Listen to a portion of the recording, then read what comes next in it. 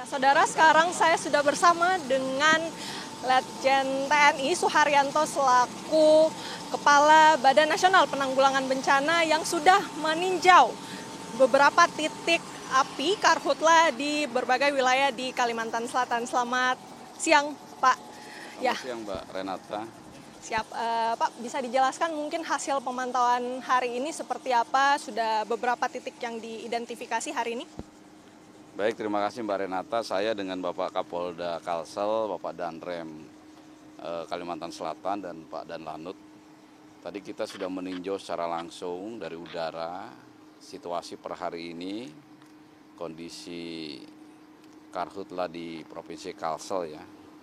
Memang kalau kita lihat dari atas tadi ada peningkatan sesuai dengan jumlah hotspot. Memang di bulan Agustus ini meningkat tajam hampir 3 kali lipat. Kenapa? Karena hari tanpa hujannya juga memang bertambah di bulan Agustus ini. Tadi kalau kita lihat dari atas sudah banyak lahan yang terbakar, tetapi juga sudah lebih banyak yang padam. Ada beberapa yang masih mengeluarkan asap, ada beberapa titik juga yang masih menyala. Itu yang menjadi fokus perhatian Satgas, baik Satgas darat maupun udara, untuk segera dipadamkan. Nah, langkah dari BNPB melihat kondisi seperti yang tadi kita lihat di atas, ada beberapa langkah. Yang pertama, untuk pemadaman dari udara kita akan usahakan untuk bertambah ya. Kemudian kita akan upayakan lagi TMC. Kemarin kita melaksanakan peninjauan di Sumatera Selatan, kondisinya lebih besar jumlah yang terbakar, tetapi di Kalimantan Selatan ini titik-titiknya lebih banyak gitu. Dilaksanakan TMC, 2 hari hujan lebat di sana, alhamdulillah padam. Dan ini kita akan geser juga ke Kalimantan Selatan supaya kondisi di Sumatera Selatan bisa padam, ini bisa terjadi juga di Kalimantan Selatan. Seperti itu.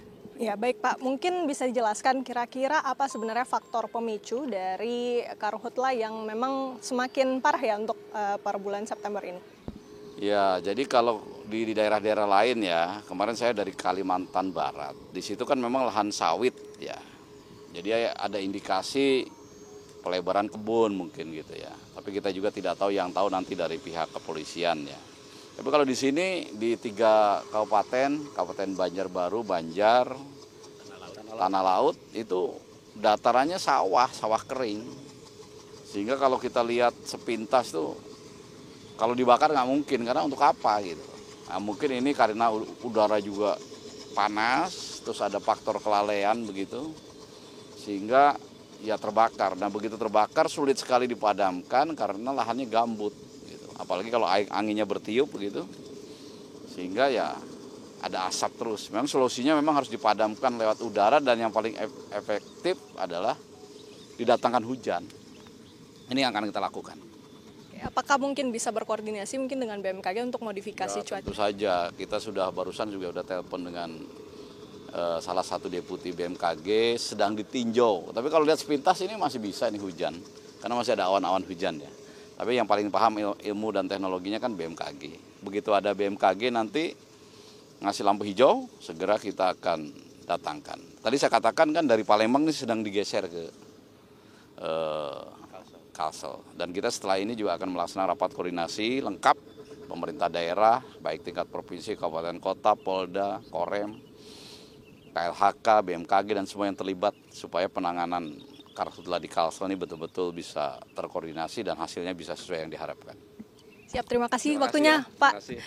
Untuk waktunya, terima kasih Bapak. Ya, itu dia saudara sedikit wawancara kami bersama dengan Kepala BNPB Letjen TNI Suharyanto, dan memang berbicara soal karhutla, BPBD Kalsel memang sudah ingin berkoordinasi dan meminta agar pemilik lahan ini bisa mengelola lahannya dan menjaga agar tidak terjadi kebakaran yang berkepanjangan begitu ya, dan memang dampaknya ini takutnya dirasakan ya, apalagi kalau kita lihat di sini aktivitas penerbangan juga menjadi salah satu dampak gangguan yang terjadi akibat asap karhutla yang memang menutup jarak pandang untuk melakukan penerbangan. Tentu kita berharap agar karhutla ini bisa segera selesai agar tidak mengganggu aktivitas warga. Renata Panggalo, Andika Hahadiat, Kompas TV, Banjarmasin, Kalimantan Selatan.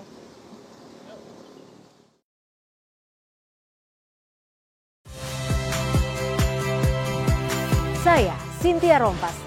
Saksikan program-program Kompas TV melalui siaran digital, pay TV, dan media streaming lainnya. Kompas TV, independen, terpercaya.